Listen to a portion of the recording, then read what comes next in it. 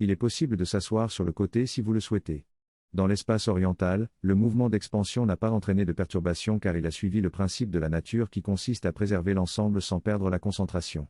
Il permettait une diffusion lente de nombreuses formes, types et variations. En Inde, notamment, l'intuition originale de la religion et le mouvement total de la nature évolutive étaient libres de se développer sans limitation dogmatique. Toutes les possibilités étaient acceptées, de l'occultisme aux philosophies spirituelles extrêmes, en passant par l'expérience spirituelle et l'autodiscipline.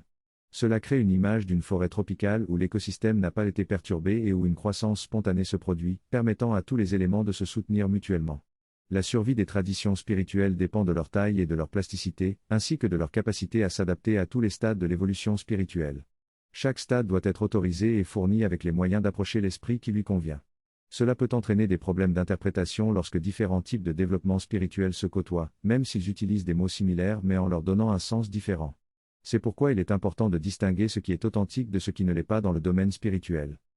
Dans cet extrait, il est discuté du défi de choisir une pratique spirituelle authentique parmi toutes les différentes traditions, pratiques et spécialisations qui existent. Il est souligné que même si certaines pratiques peuvent sembler superficielles ou primitives, elles continuent d'exister car elles répondent à un besoin spécifique des individus. Cependant, avec l'influence croissante d'idéaux spirituels plus élevés, ces pratiques se voient peu à peu transformées ou éliminées. Certaines formes de sacrifices animaux ou de rituels magiques, qui étaient autrefois courantes, sont maintenant considérées comme inacceptables dans la société moderne. De plus, les différentes dénominations religieuses sont discutées, soulignant que le nom d'une divinité ne garantit pas nécessairement la qualité ou la profondeur de la pratique associée. Finalement, il est souligné que même les religions exclusives peuvent être incluses dans une vision globale de spiritualité, à condition que leur objectif global soit aligné sur une élévation spirituelle. Ce texte parle du soutien d'un système social religieux fixe sur lequel repose le développement religieux multifacette. Il met en avant l'idée que chaque individu a sa propre approche et son propre chemin vers la vérité. Le système de soutien religieux comprend 4 étapes de la vie, correspondant aux différentes phases de la vie d'une personne, et allant de l'éducation à la vie familiale, puis à la vie en solitude et enfin, à la renonciation complète. Chacune de ces étapes correspond à un instinct naturel de l'être humain, tel que l'apprentissage, la formation de relations et la liberté personnelle. La dernière étape, la renonciation, est réservée à ceux qui choisissent de se consacrer uniquement à une quête spirituelle. Ce système religieux offre un soutien et une structure pour permettre à chacun de suivre son propre chemin vers la spiritualité. Dans cet extrait, il est mentionné que la vie peut être soit mondaine soit spirituelle, mais il est dangereux de se situer entre les deux. Autrefois, il y avait une séparation entre ceux qui s'engageaient dans la vie sociale et ceux qui embrassaient la spiritualité. Ceux qui choisissaient la voie de la spiritualité étaient appelés sannyas. Cependant, cette séparation n'était pas saine. Elle était nécessaire pour préserver l'unité de la vie sociale, mais elle allait à l'encontre de l'esprit d'universalité. Il y avait une rigidité dans la structuration de la société en 4 catégories, ceux qui recherchent la connaissance, ceux qui recherchent l'aventure et le pouvoir, ceux qui recherchent la richesse et l'abondance, et ceux qui sont dévoués au travail et à l'action. Chaque catégorie avait ses propres valeurs et responsabilités. Par exemple, ceux qui choisissaient la voie de la connaissance devaient faire preuve d'humilité et vivre dans la dépendance des autres pour leur subsistance. Ceux qui aspiraient au pouvoir devaient se conformer aux règles de l'autorité, tandis que ceux qui cherchaient la richesse devaient utiliser leur fortune pour le bien de la société. Quant à ceux qui étaient tournés vers le travail et l'action, ils avaient le plus de liberté mais aussi la plus grande responsabilité envers la société. En somme, cette structuration de la société avait ses avantages pour préserver l'ordre social, mais elle allait à l'encontre de l'expression pure de l'aspiration spirituelle. 4 personnes ont commis un crime, mais elles ont toutes reçu des peines différentes. La première, qui a transgressé les lois de la connaissance et de la sagesse, a été condamnée à mort, représentant ainsi un exemple pour ceux qui utiliseraient leur savoir à mauvais escient. La deuxième, qui s'est laissée emporter par la passion, a été condamnée à une période d'emprisonnement pour apprendre à maîtriser ses émotions. La troisième, motivée par la cupidité, a tout perdu mais a été autorisée à reconstruire sa vie à partir de zéro. Enfin, la quatrième a été simplement avertie, car il était nécessaire de lui donner une chance de se développer selon sa propre nature. Cette approche tente d'aider chaque individu à grandir et à se développer en fonction de son type et de sa nature inhérente. Une base fixe est nécessaire pour l'unité et la sécurité, mais elle doit également être adaptable et évolutive pour permettre une croissance continue. Il est souhaitable de développer et d'intégrer toutes les 4 impulsions de notre nature, bien qu'il soit probablement difficile de le faire dans une seule vie. L'éducation doit reconnaître les types individus, elle laisse et encourager le développement des autres aspirations pour former des êtres humains plus complets. L'objectif de la plasticité évolutive est de s'adapter et de progresser, pas simplement de s'adapter aux tendances actuelles. Dans le domaine de l'éducation, cela peut être mis en pratique en permettant aux enfants de suivre leurs intérêts et en leur offrant une variété d'activités pour jouer et s'épanouir.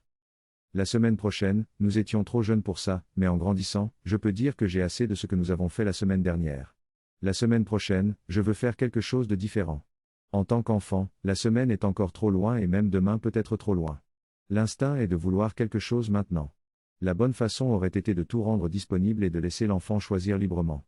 C'est ce que nous avons également eu dans une autre classe à l'âge de 10, 11, 12 ans avec un autre enseignant. Mais dans cette classe, nous jouions et lorsque nous voyions quelqu'un d'autre jouer quelque chose de plus intéressant, nous passions à cela. L'intérêt nous a amenés à travers des niveaux de complexité et de difficulté, naviguant dans ce qui serait sinon des chemins chaotiques. À chaque fois, notre esprit se tournait vers ce qui était le plus intéressant, représentant le besoin de développement. En très peu de temps, nous avions créé une base multifacette de compétences très riche. Cette plasticité pour le changement évolutif doit être possible même si la base est déjà établie. Il doit y avoir un ordre, mais un ordre en croissance. Le défi est de créer un ordre et une organisation en tant que structure cadre qui grandit en termes évolutifs, mais qui doit également être capable de dépasser ses propres limites lorsque cela est nécessaire. Ce qui se passe souvent dans l'éducation classique est que lorsque certains enfants ne correspondent pas à ce qui existe déjà, ils sont exclus ou forcés de s'adapter.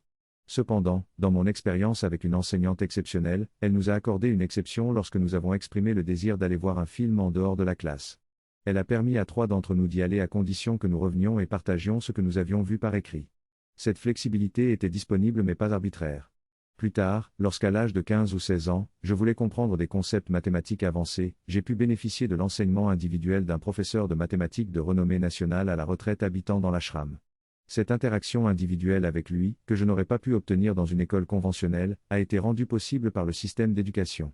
Cependant, les écoles conventionnelles actuelles sont devenues plus rigides, ce qui empêche souvent de telles opportunités. La rigidité est souvent le signe d'un déclin institutionnel. Les excuses du type « je suis observé » ou « mon chef me punira si je ne suis pas la règle » sont le reflet de cette rigidité institutionnelle. L'idéal serait que le chef exprime une vision idéale tout en manifestant de la compassion et de la flexibilité face aux limitations des individus. Il est important d'avoir de l'ordre et de la structure dans nos vies individuelles, mais il est tout aussi important d'avoir de la flexibilité pour pouvoir faire des exceptions en fonction de notre intelligence et de nos besoins. Il est essentiel de comprendre que l'ordre doit évoluer et grandir, pas rester immuable. Par exemple, une discipline stricte peut être bénéfique à un certain stade de notre vie, mais à un autre stade, il peut être plus important de privilégier le repos et le bien-être. La flexibilité est donc nécessaire pour adapter notre approche en fonction de nos besoins changeants et de notre capacité à atteindre nos aspirations spirituelles. Cette flexibilité doit également être appliquée dans une vie collective. Bien que certaines règles et horaires fixes soient nécessaires dans la vie en communauté, ils devraient être conçus de manière à permettre une certaine adaptabilité. Par exemple, dans une cuisine communautaire, il peut y avoir des horaires fixes pour les repas, mais il est possible de trouver des arrangements pour ceux qui ont des contraintes particulières. De même, des variations peuvent être autorisées pour répondre aux besoins spécifiques des individus, comme une section séparée pour les enfants ou la possibilité de cuisiner à domicile. L'essentiel est de maintenir une évolution et un ordre en constante croissance, tout en étant flexible et compatissant envers les besoins des autres. Lorsque la volonté d'aider et de comprendre l'autre diminue, c'est là que la rigidité s'installe. Mais avec une bonne volonté et une compréhension mutuelle, il est possible de trouver des solutions adaptées à tous. Ainsi, la clé est de trouver un équilibre entre l'ordre et la flexibilité, en reconnaissant l'importance de l'essence fondamentale tout en permettant des adaptabilités nécessaires pour répondre aux besoins individuels et collectifs. La croissance de l'ordre a été conçue de manière flexible et adaptative dès le départ. Les principes de gouvernance et d'échange financier devaient évoluer en fonction de la conscience et des besoins des gens. Au début, il était même prévu de se passer d'argent dans certains espaces. Cependant, il était bien entendu que ces principes étaient des idéaux à atteindre, et qu'il fallait trouver un équilibre entre l'idéal et la réalité pratique. L'ordre est un travail en cours et il est prévu que les systèmes évoluent pour s'adapter aux besoins de la communauté. Le but est de servir la communauté et si un système ne remplit pas ce rôle, il doit être modifié. L'ordre grandit en fonction de la complexité de la communauté, mais tant que la bonne volonté est présente, des solutions seront trouvées. Ce concept s'applique non seulement au domaine religieux, mais aussi à toutes les structures socio-religieuses qui servent de conteneur à l'aspiration spirituelle dans nos communautés. En encourageant la croissance intellectuelle, sans restreindre sa liberté, et en l'intégrant à la recherche spirituelle, on évite les conflits et les dérives vers le matérialisme et le sécularisme. Au contraire, on utilise l'intellect comme un soutien à l'aspiration spirituelle. Il est important de ne pas rejeter l'intellect lorsqu'il y a des conflits, mais plutôt de chercher à harmoniser et à utiliser la compréhension intellectuelle pour soutenir l'aspiration spirituelle. Le but est d'éviter les distorsions qui divisent la vie religieuse de la vie quotidienne, ou qui réduisent la religion à une simple croyance aveugle. En intégrant l'intellect dans la quête spirituelle, on évite ces distorsions et on permet à la religion de transformer la vie. Le texte parle de l'importance de ne pas négliger la raison lors de la recherche de l'expérience spirituelle. L'auteur explique que le mental rationnel doit être inclus dans le processus plutôt que d'être supprimé ou négligé. Il soutient que la raison peut fournir un cadre dans lequel la dimension spirituelle peut être comprise. L'auteur mentionne également l'échec de transmettre cette aspiration spirituelle aux enfants, notamment en raison d'une éducation qui a favorisé le rationalisme et une vision négative de la religion. Il souligne l'importance de remettre en question ce qui ne fonctionne pas afin de pouvoir rectifier les erreurs et se développer. Dans ce discours, l'orateur évoque les problèmes liés à l'enseignement et à la transmission des valeurs spirituelles et intellectuelles. Il mentionne le manque de contenu utile et la tendance des enseignants à prêcher sans offrir de véritable substance. Il souligne également l'importance de l'unification de la spiritualité et de l'intellect dans la conscience individuelle pour pouvoir la transmettre aux enfants. L'orateur partage une expérience vécue dans une école de Bangalore, où il a donné une conférence sur la science des rituels indiens.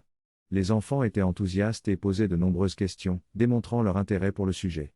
Cela illustre le fait que les enfants sont intéressés, mais qu'il faut trouver la bonne approche pour les atteindre.